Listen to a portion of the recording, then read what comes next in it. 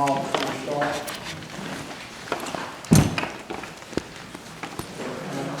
First thing, Tammy, you want to, do you have copies of the minutes? I don't have copies of You them. just sent them I out. sent them an email, kind of say 3. Good job on those minutes, by the way. I've seen them. Probably Rebecca. It is. Blame it on me. Can we approve them, or do we still need to review them? Somebody wants to put a motion on the floor to approve the funds? I'll make a motion to approve them. I'll second. Okay, motion passed. Review the May financials. I brought the June financials, since we just got those. Okay. I didn't bring these for the May, but June financials, the accounts receivable, the operating checking account, there's $58,668.40. The accounts receivable is $77,265.47. And the second page on the back of y'all's is the reserve, and it's $141,975.27. Is this May? June. What's the reserve balance? If you look up 1,000, or sorry, did I say 1,000? $141,975.27. Sorry, I misspoke. For the expenses, nothing out of the ordinary, the normal maintenance contracts, the office things. The only other things were the legal fees that, for the homeowners that have been done through Simons and Dean before the change of everything. And that's mainly it. Liz, what's the CMG liability, please? CMG liability, What do please? you mean? What we owe you, it's a liability against our,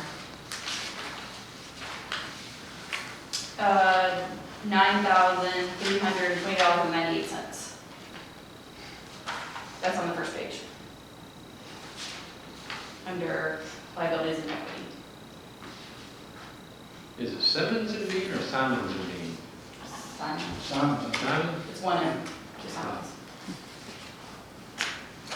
Does include the latest bill that you sent the other day? No, that hasn't, That doesn't say. I don't know, I'll have to go back and look at it. How does that work, Liz? Does the lawyer send CMG the invoice, or does it come to the board for approval, or what are the mechanics? All invoices come to the CMG for any vendor, and then it gets put on the accounts.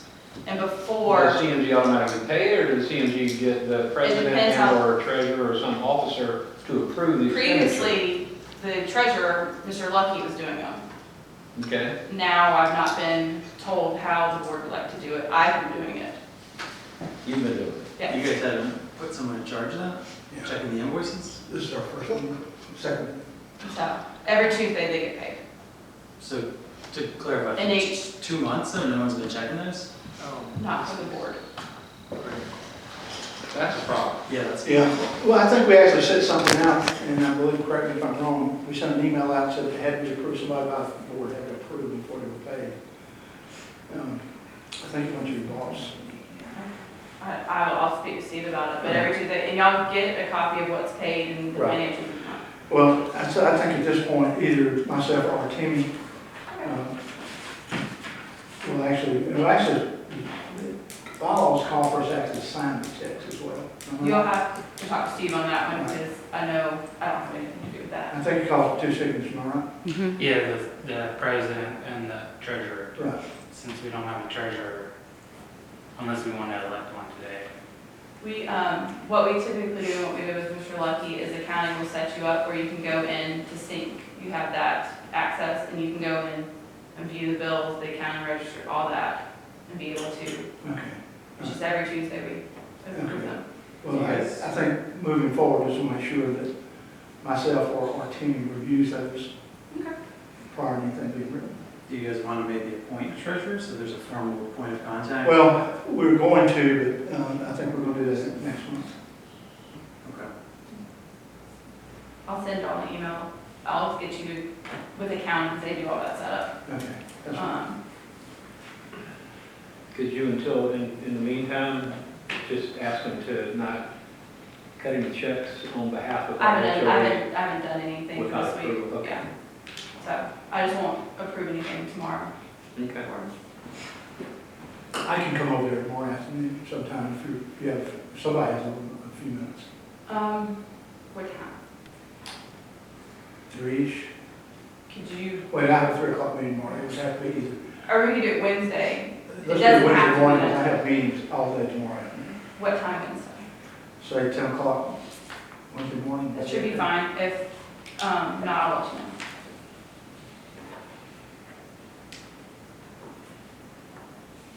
Do you have the information that's been, the checks that have been approved since, I can look back and send it. I don't have it with me. yeah, he resigned? I mean, mainly it is the maintenance contracts, Mhm. the monthly stuff, this CMG stuff. And then the previous, from the legal fees for the homeowners, from the Simons and Dean stuff. Okay, any other questions on financials? Just so I'm clear, from now forward, one of y'all is definitely checking the checks? Okay.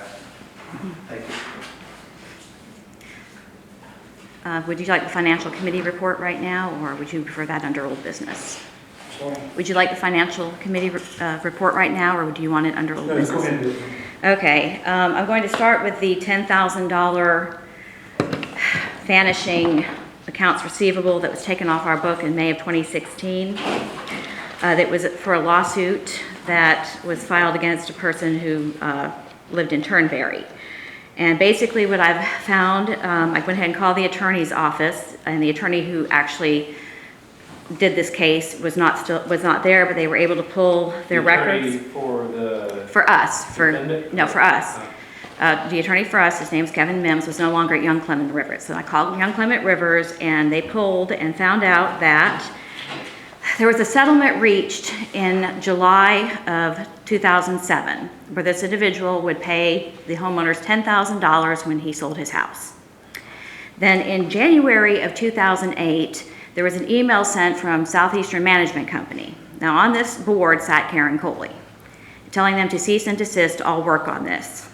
Now there was an event that took place on March of 2008 that is on the court roster, but is not detailed. But then The board said cease and desist, or Karen Coley said cease and desist? the board said cease and desist, but this was Karen Coley's board.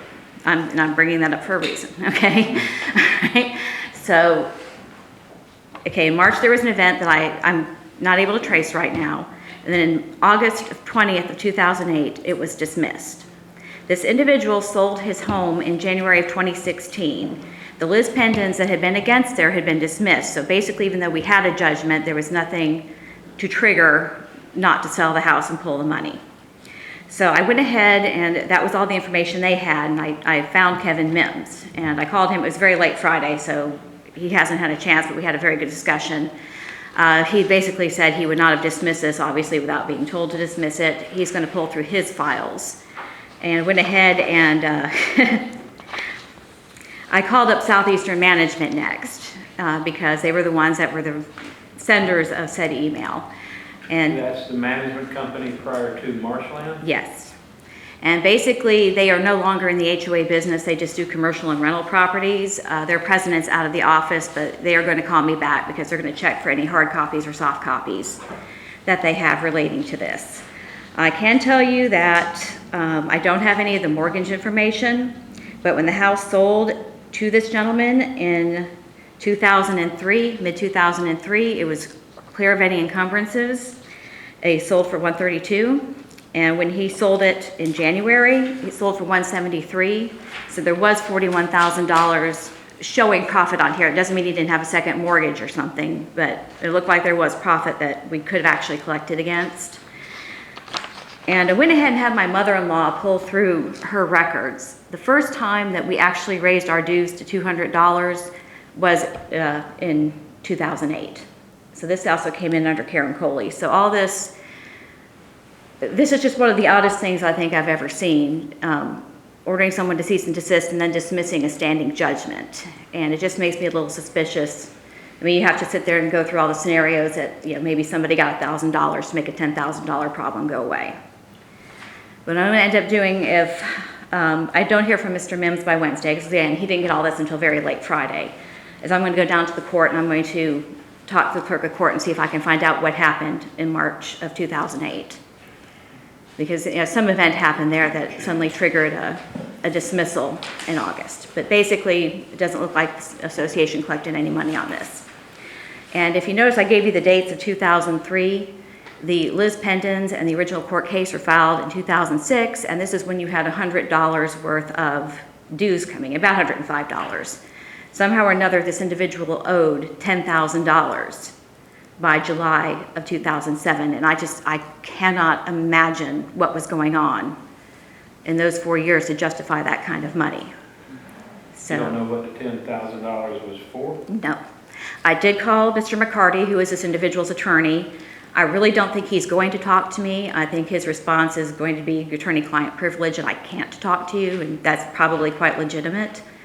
I wouldn't mind if this individual wanted to talk, because I would love to know what went on. I mean, that whole thing sounds so weird to me. I can't conceive $300 turning into $10,000. I mean, I just don't know how you make that happen. And then to have that just vanish. And Liz, I would like whatever information you have, whatever email justification you had for pulling that off of our accounting. Okay. I'll have to look back at the archives email, so it might take me a couple days. That's fine. Did you ever try calling the actual guy? Like, not through the attorney, because he has no protection against talking to you. He doesn't have to talk to me. No, but I mean. I mean, I could try to find him. Bluntly, this person has, if I'm assuming it's the right person, a criminal record, so I'm not talking to him by myself. If one of the gentlemen wants to come with me, that's fine. Does he live here still? No, he sold his house. I mean, does he live in Charleston? Yes. You know where? Well, there's a record of his arrest about where he was at that point, so, you know, no guarantee he still lives there, but I'm sure the court knows where he is. Okay. Yeah, I'm not gonna talk to him by myself. Do you want me to send this to the financial committee? Yes, please. Okay. Okay, I also spoke to attorney Sydney Boone this past weekend concerning the land as you're coming in off of Beast Ferry Road, where we have the pavilion and there's a pond there. We did gazebo. Sorry, that lovely gazebo nobody uses. We now own that property. There was a transfer on June 14th of this year. It's not yet hit our tax records, but we now own this. And I asked him how this was, was brought about, because we never paid him $5. Usually you have a consideration and it transfers. He said that basically Shadow Moss Inc., as the developer of this institution, was able to, via our declarations and our incorporation documents, that they're entitled to transfer us land. So we now own that. So anything we're paying for it now is at least legitimate under common area. Is that the right and the left side, or just the right? It's both. It's the tax number ending in 159. So it's actually kind of a jag. Yeah. It's not straight across. It's not the one that's facing the Beast Ferry. No, it's not the commercial property that would be worth a ton of money. One. Yeah, it's not that. Not the one on the right, the one on the left. No, those are both commercial. Oh, okay. So it's neither of those. It's further in. Yeah. So we have these little bricks that I actually don't think those are even on there. We really probably need to get somebody out who knows how to locate the property lines and figure that out, because I'm not very good at this. It doesn't look like those are on the property. But then again, that's nothing I do as a habit. I do have a wheel if somebody wants to borrow the wheel to go. The property doesn't just transfer on its own. No, Sidney Boone filed it. And basically when I talked to him, what he Who did? said, Sidney Boone, he works for McNair Law Firm. And what he said was they are actually divesting all their properties here. As soon as that commercial property sells, they are going to shut down Shadow Moss Incorporated. It will no longer exist. And I guess we're luckier than the people at the condos, because they're being gifted 13 acres of wetlands that they have to maintain. So I guess, at least ours has a little bit nicer than 13 acres of Are they gonna wetland. give us anything else before it's over with? No, I asked that. They said that is it.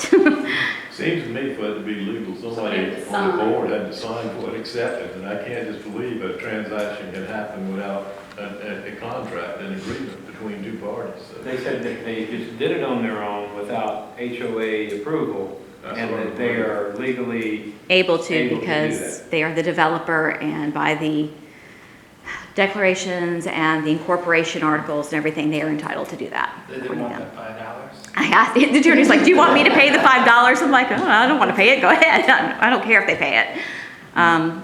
It's a done deal pretty much. And I looked at it's only like $2.54 for the taxes, which we have not been paying. And we've already been paying to maintain it even when we didn't own it. So it's an expense, but at least it's nothing that's going to come in as additional to what we've already been paying. they used to do stuff like that for $1, so I guess that's inflation. Well, good, if you don't pay the taxes, then they'll sell it at the tax sale. Yeah. I don't know, it's undevelopable. I think nobody's going to buy that one. And we had a financial committee meeting this past weekend, and Ron had provided us with a letter of authority, so we are now collecting the data that we need. And I also placed a phone call to the FBI. Our agent is on another case this week and probably won't be back till mid next week. So those questions that I sent him about jurisdiction, if he can't answer them, I'm going to start up the advocacy ladder and find out from them. Okay. Any questions from anyone from the report that Rebecca gave, or possibly a question for Rebecca? Good job. Oh, thank you. Do you have that list of questions? I'd be curious, because I haven't heard anything from the FBI. I never saw that. I can get it to you. So, and if you get an answer, I guess you share it. Yeah, if I ever get an answer. Mike and I actually went down to the FBI office, and we had to get the agent's name because we didn't even know who was handling the case. It's still no charges, right? That you know. Not that we know of. Okay. And I just want to make sure, We're not basically, able to discuss it because it's an ongoing investigation. That's So how we federal. did meet with the victim's advocate though. Okay. and so we'll go up the advocacy ladder if we have to, because what we have now are jurisdictional questions. Basically, can we file charges, or are we ruled out by double jeopardy if they're filing Yeah, it would charges? seem like federal case spanning states is probably gonna. Well, but if they're going after her for something like bank fraud and we just go after her for breach of contract, they're two separate charges, I think we can still do that. Yeah. That's a question that we're trying to get them to answer for us. Oh, they're going after her to turn state's witness and get some other people. Oh, and also, I'm sorry, Ron, one more thing. I've tracked down the agent that actually sold the original policy that we have for our errors and omissions. They have not returned my phone call, but now I have their office address, so I will be paying them a visit this week, because not only do I want to know a little more about our own policy, I have a feeling that was not random, and I want to see if they have a policy on marshland. So we do not have, do we have a current policy? We do, yes. It's probably, but my thing is, I'm sure that that was not random, that Marshland picked that policy, so I'm hoping that they carried a policy with the same company. So this is the agent that sold the original policy. That'd be unlikely. No, don't worry about that as far as insurance is concerned. If you have an existing policy and another company picks it up, it's still retroactive to that company that was let go of. That's just the way insurance works. Good deal. Yeah. We just need to make sure she's got insurance, because when Mike and I and William Lucky was in on this conversation, the CPA said because these are criminal acts, we probably have to go against hers. And we need to see also, and this is, I would hope the FBI would know this, if not, we're gonna have to try to subpoena this information to see whether Karen Coley carried a personal umbrella policy. Most policies exclude intentional acts, which would be pretty difficult to argue if they weren't, Yeah, unfortunately. we have to check though. Yeah. Yes, if there's a possibility and we need a place to get money, I'm be willing to try it. Okay, any questions for Rebecca? Okay, we'll move on. Real quick, Ron, we never voted on the minutes. You want to do that real quick? Yeah, we'll do that. Formality, sir. We get a vote on the minutes, please. All in favor? Pass.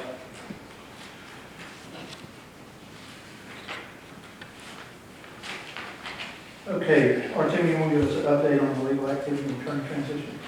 Well, Simon's, ID, Simon's. Simon's, Silence, whichever it is. they sent us the final bill on Thursday. for around 6,000 or something. I called Tom Nelson, and he's yet to call me back. He said he's gonna call me back today, but So he's has gonna not start. called you back? Yeah, he's gonna. I talked to his paralegal. She said she'll talk to him and get back in touch with me. And Simons and Derek Dean said they're ready to transfer all the accounts and all the whatever legal activities going on to the new attorney. Okay. So I think maybe if we haven't heard from them tomorrow, we need to call them back. Yeah, that's what I was thinking. Have we formally engaged that firm? I'm sorry? Have we formally engaged them as our representation? We have. Okay.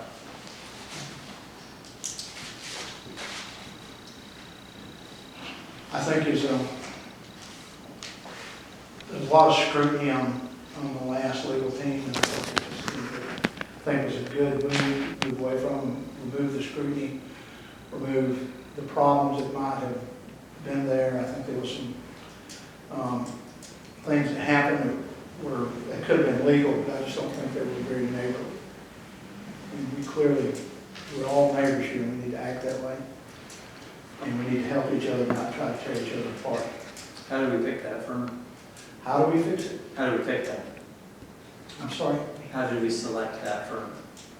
How are we going to do it? Is that what you're saying? No, where did There's an echo in here. How did we select that firm? We had, It was the attorney that represented the new board that the old board sued that recommended him. Did you guys? His name's Eric McQuarrie. Oh, okay, so he is. Eric McQuarrie is the attorney who represents the quote new board Right. in the lawsuit that the quote old board filed against the new board, and he recommended this attorney, and he said that he will do all of this work for less than $250. Okay, gotcha. that's a very reasonable amount. So you guys didn't poll around or do any kind of? Not when it's $250, no, we didn't. We took that recommendation. All right. Anything else on the legal activity in the attorney transition? What will they represent us for? What types of transactions? Anything that Simmons or Simons, whichever one had, everything they had is being transferred to them at this point.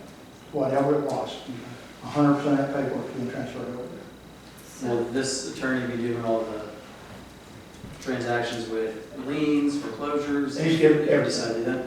I think the goal is for him to review the cases and then the board can make a decision on how to Right. proceed. Okay, so 250 encompasses what scope of work?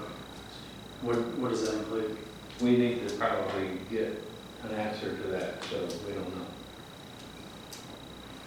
What is Well, this? actually, we do know. What's, okay, yeah. It seems like he gave you a number, but that Yeah. work identified. Any outstanding suits, Okay. we're going to review those and have him dismiss them if they're against our neighbors, one way or the other. Regardless of the impact on the accounts receivable? Now, that's going to be up to the board. Okay, but since the board is the people in this room, is the intent to ignore accounts receivable? We're not going to ignore accounts receivable. When those get transferred over there, and we will review them, we couldn't review them at Simmons or Simons and Dean. We go into the attorney board, we can review everything, say, Liz, you got something to say? You finish and then I was gonna ask a question. Okay. So once those get over there, we will review them and see what, I haven't even got a list of what they even had. I don't know. I know obviously a couple things they had, and I don't know everything they had. There's obviously a good bit of litigation that's on their plate. Yeah. So that'll be transferred over for the attorney to review. We will go to him and consult with him as to what we need to do with it. If there's action required on our part, then we'll come to the board and go. But when you said the intention was to dismiss any outstanding suits, did you mean that as a blanket statement? No, I don't mean it as a blanket statement, but I do mean it as if we have taken a lien against a World War I or II veterans home, and we're going to drop it. What about non-veterans? I think it needs to be a case by case. I think we need to look at it. Again, we want to be neighborly here. We're not adversaries. We want to be friends. And the quickest way to make an adversary is try and take some money away from a neighbor. You'll have an adversary real quick. And there's gonna be times, and I think everybody sitting in this room is gonna know that that's gotta happen. But there, I think 90% of these cases can be worked out. I've got a question for you, Liz. Can I ask my question first? Yeah, absolutely. You kind of answered it, I was gonna say, future AR stuff, is it gonna go through him if we decide, like the list I give you, the delinquent list? We're going to go over and interview with him, basically. We won't see the documents, we won't see what's out there. Gotcha. But we did vote on him, right?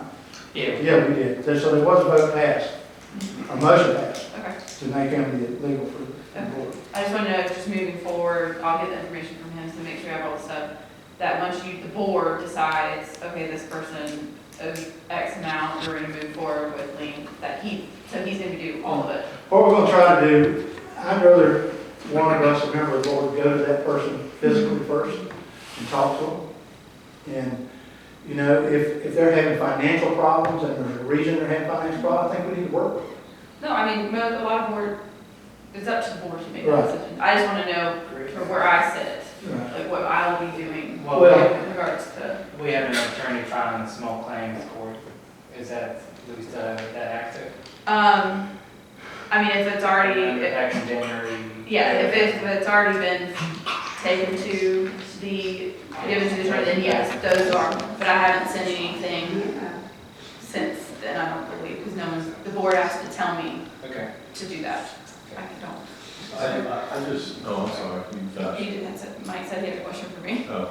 I'll yield to Steve. Well, I just want to make sure that my whole point here, involvement in this has been that whatever you do, you be consistent. And so therefore, if a person cannot pay, you say you visit them. And if they can prove that, you know, their medical bills or things, I'm not a socialist here. I think people should have to pay their homeowners fees. But if there's a problem and they can prove it, I think a payment plan could be worked out with them. Well, that's what And it should we're be trying to do. consistent across the board with everybody. Right. I think we just arbitrarily start coming down with legal fees on one of your neighbors to create enemies within the neighborhood.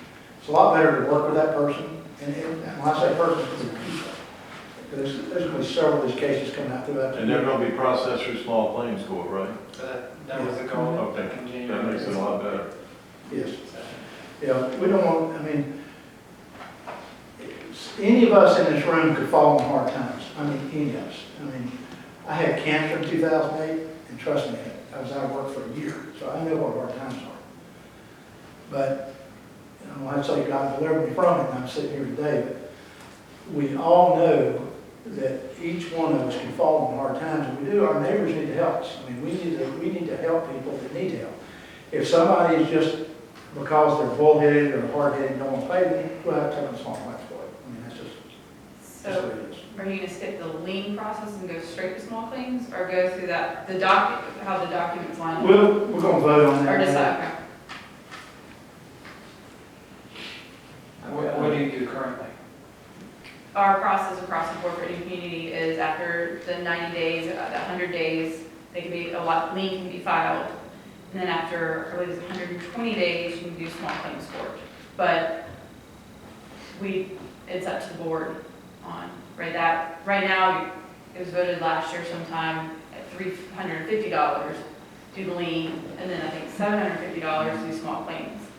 And so it's not really following the 90-day or 100-day, 120-day right now.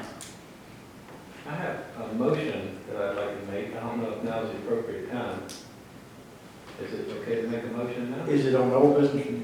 It is on the business that we're discussing right now. Okay, that's fine.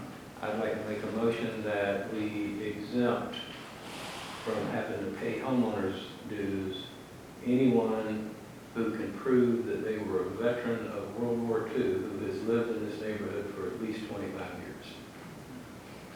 And going forward, anybody who served in World War II, Yeah. who was a veteran in World War II and has lived in this neighborhood or will live in this neighborhood for a period of 25 years, I think we should exempt them from the $200 discount. Okay, there's a motion. Any seconds? I'll second the motion. Second. So my first comment would be that's in direct opposition to the covenants as written. You can't exclude someone from making a payment if they're mandated to do so by their covenants. That would be a modification to the covenants, which we can't do with the board of. Not that it's a bad idea, but I think it could be a special exemption for someone like that. I don't see why not. The guy's got to be between 90 and 100 years old. All World War II veterans are now. 93, I think. Yeah. And if we can't exempt somebody like that, then we're a very sad society. Well, again, I think it's a good idea. It's not, you have to. Technically, how would we go about doing Right. I don't know. We need to ask probably the attorney. I would have them look at the documents and see if it's legal to do that. Okay, I'll table that motion until I would Tom do Nelson reviews. That way the board's not doing documents. anything illegal, going against the That covenant. would be Well, I'll tell you what, if it's illegal, I'll pay it for it. How about that? No, you're more than welcome to do that. I just don't want the Be board, safe to the I just don't want the board to be public. liable for something going against the governing documents. We'll just get a list of Yeah. years. I'll take the next available. But Ron, yeah, I do. having the attorney look at it would be the best thing to do. Ron, I will state, having gone through these things so like a million times, that it states that all homes have to pay the same amount. I have a feeling that would be in violation of that. And we would, I mean, we need to change these things anyway, so it's not that it's not changeable, but I wouldn't do that until we did change it. What you could do is set up an independent event that perhaps funds that individual privately, that he could then take those funds and pay his dues. I also will state, he doesn't know that his dues are being paid because he's got a lot of pride, so please don't make it too public, you know? All his daughter knows, but he doesn't know that somebody's paying. Keep it that way. Do we have any legal action against this person now? I don't think so. If it's the same or something. about- Not at this time, no. No. I believe they have a zero balance. The lien has been released from his home? Yes, As far as I know, that's yes.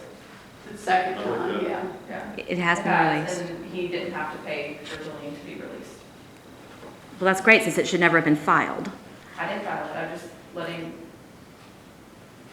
So I guess I y'all know have, that Yes, ma'am. it was not, he did not individually pay for it. since their dollar amounts have been indicated for doing liens and foreclosures, is that going to continue until those dollar amounts are, if there's in some way that's suspended, or you're not going to, it's going to have to answer that? Sorry, you have to, sorry. I said- next question. The dollar amounts you just previously mentioned, when they hit that amount, and when you start putting fines and all these other late fees and all on there, when that was initially discussed, it was said, oh, it's going to take years. No, it didn't. It takes about 1 year, and it hits that amount, when you only are paying $200-some a year dues. So is that being suspended right now, so that we don't have that happening until everything can be reviewed? I'm just asking that so that we, things don't keep happening. I We don't- don't know as a board. I don't do anything about the board's direction on that stuff. So I'm not Actually, filing or pushing any liens. actually, Ron, excuse me, we're missing Exhibit A of CMG's contract and the scope of work for Jerry Ray. By their contract, I'm assuming by their contract, they are charging $15 a month for every open account, and they're paying themselves first from what comes in. Is that what it is, 15? That's what the contract says. It is $15, yes. Can you provide a copy of that Exhibit A? Sure, I didn't know anything was missing. And the scope of work, please, for Ray Landscaping. I'll have to ask him, it's up to him to, Ron, he's the proprietor. I and it's can our give it to- contract. I can Ron, give it to the board, and I thought I sent every contract that we have. You give it to the board, that's fine. I thought the scope of contract was written by CMG, or? The spec, yes, and it's, The scope, yeah, and okay. it's signed. Okay. Kind of looks like someone else did. Do we have copies of all contracts in hand?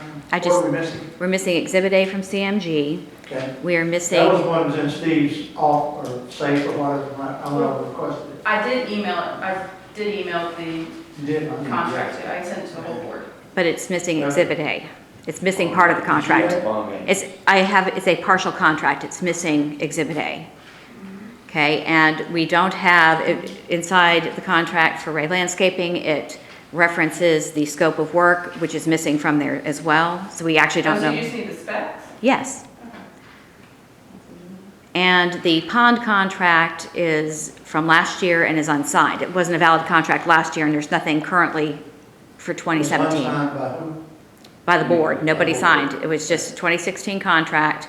There is no 2017 contract that you sent. What you sent us was a 2016. That's all I have. So there's no valid contract for pond maintenance right now? It renews each year, but, That was no sign. Not if it's not signed. I mean, Doesn't go down to monthly, month to I believe month. so, yeah. It probably goes to month to month. Okay. And Liz, back to my question that I was going to ask you before I yielded to Steve. I reviewed the contract between this HOA and your company, and I didn't see anywhere in there that we've authorized your company to charge our members directly for $250 to add them to the database. Don't do anything with the contract, so you have to talk to Steve. Steve's the one that does the contract, so I don't do anything with the, What if somebody at closing refused to sign or pay the $250 to CMG? Does that mean they couldn't close? He would. no, I believe you could still close, but it'd just be put on your account to pay it. What is that 250, what is that again? It's for a certificate of assessment from, typically the seller does it, and at closing, it's worked out through closing. Does that revenue come back to our HOA or does No, CMG? it's a CMG charge. And what service does CMG provide for that $250? They go through and go through all the account, what's owed, everything else for the selling. So if there's For that individual For home. that individual home. So if there's a lien or assessment owed on the account, they pull it up that, and that way at closing, the But the seller. attorneys do that. Yes, and most of the time the attorney pays it. It's up to the attorney to make that decision, and the seller and the buyer. Okay, but what if there's no lien? You still charge $250? Yes, because they do the account, the processing, the account, and getting all the information, the admin and everything. And does that change neighborhood by neighborhood? Across the board. I know somebody who bought a home just very recently in King Bay, and they paid $25 to CMG. That's a transfer fee, that's not a COA. Okay, Each- did they also pay us? I don't know, I don't do King Bay. I don't know who closed. Okay. Ron, it's in the covenants that the board can charge a nominal fee for that. It's actually something that's assigned to the board. And we're not getting it. Like I said, I don't do the contracts, I don't do that. You can talk to Steve for more details. Could Okay, can you set a meeting up with him, get him to come over and meet with us? Sure, I can ask him when. I mean, I actually called and asked for a meeting for him, about a month and a half ago. When you do meet with him, could you ask one more thing? Could you ask, I cannot believe a company has a contract and can send out an invoice and can't explain all the fees on the invoice. That is just totally unacceptable. So if a company if they're gonna bill attorney fees through their invoice system, and I call them, I shouldn't have to call the attorney, I should call who sent me the invoice, and they should be able to explain it to me. It's just wrong, and that right now, they cannot explain charges from Simmons and Dean or whatever to the Simons and Dean. They can't explain what the charges are for, and I don't think that's fair to any of the members out here. I think whoever invoices should be able to explain what's on the invoice and what the fee is. And It should be itemized. it should be annotated what it's for. It's on the invoice that comes from Simons and Dean. Yeah, but I don't see that. Is it possible to pull it off that invoice? Or Attached.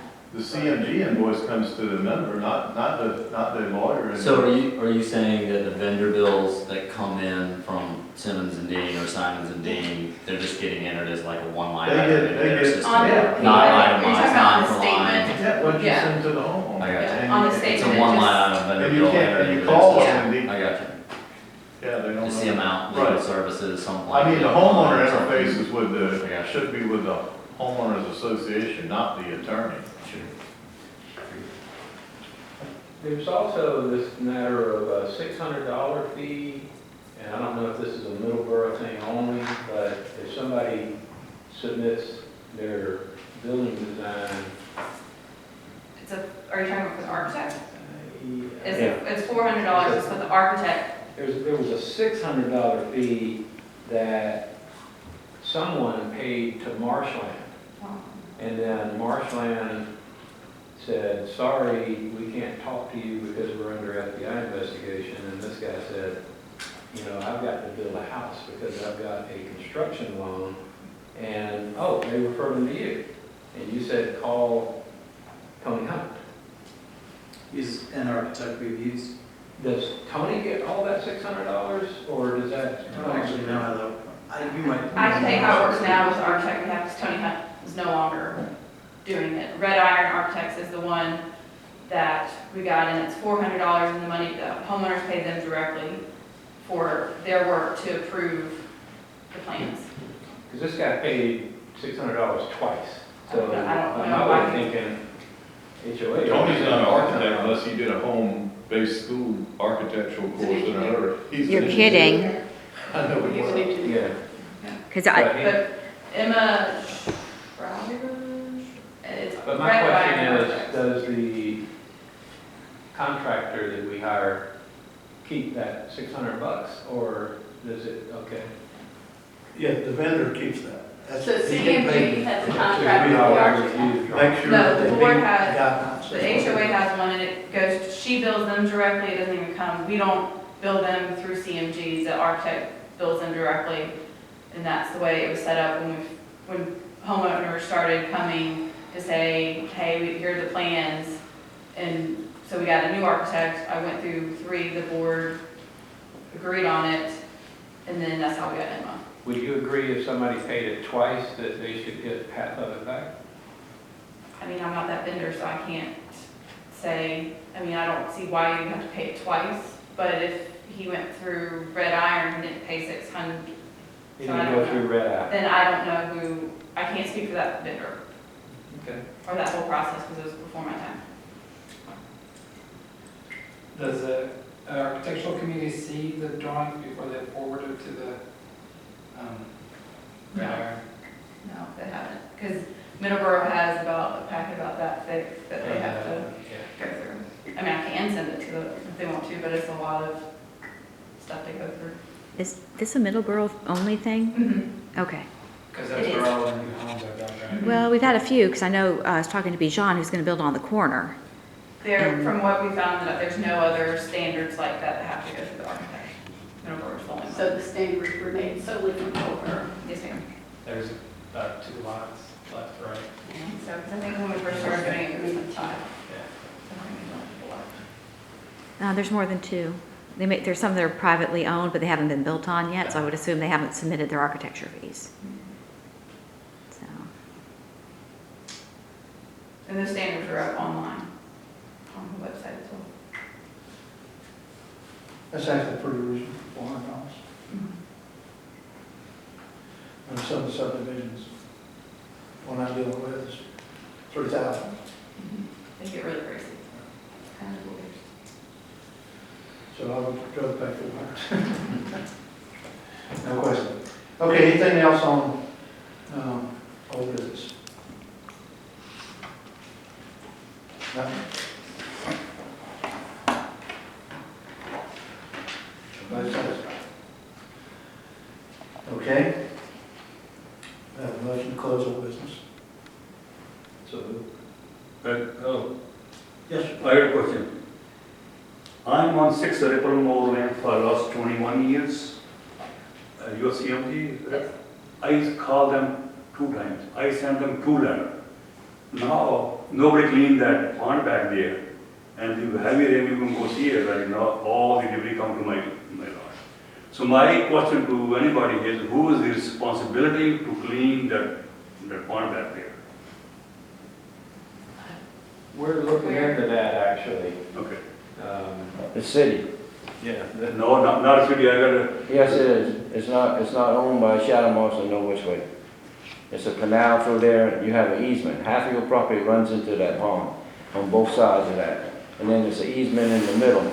There's an easement beside your property, right beside your property, and Blizzards, where they can go in and clean that pond. And it's in your plat. And that belongs to the city. The city and the county has to clean that ditch out. Someone did some research and Been researching for a while. that pond and the pond that Leanne Black lives on Sure. and Artemi, or that Yeah. double pond, we're told, is owned by the people who live on that pond. Yeah. Is that your understanding? It is my property, my personal property, I don't know about all the other people on my street, but my personal property extends beyond the other side of it. But in the past, I have contacted someone in the city, and they have sent somebody out to clean it. Yeah. There you go. I sent a letter to mayor, nobody responds to that letter yet. It would be the stormwater division of the city. I could probably email the board and they can get that to you. I used to live in a non-HOA division of the neighborhood, and the city never maintained the easement ditch that ran around the cul-de-sac. Finally, after enough of us in the cul-de-sac had called, they came out and actually put a pipe in and maintained the ditch. But that said, and I'm just a resident here in the neighborhood, the city also owns the right-of-ways at our entrances, and they also own the right-of-ways coming into and leaving our neighborhood, but we are paying a landscaper to maintain those. So I would think that, just my personal opinion, but my opinion would be if you are paying your homeowner dues, it may be advantageous for the board to, if they are investigating the ponds, to take a look at the ponds, and even if it's something that the city, if the city does in fact own that pond, that we can maintain it for them. Because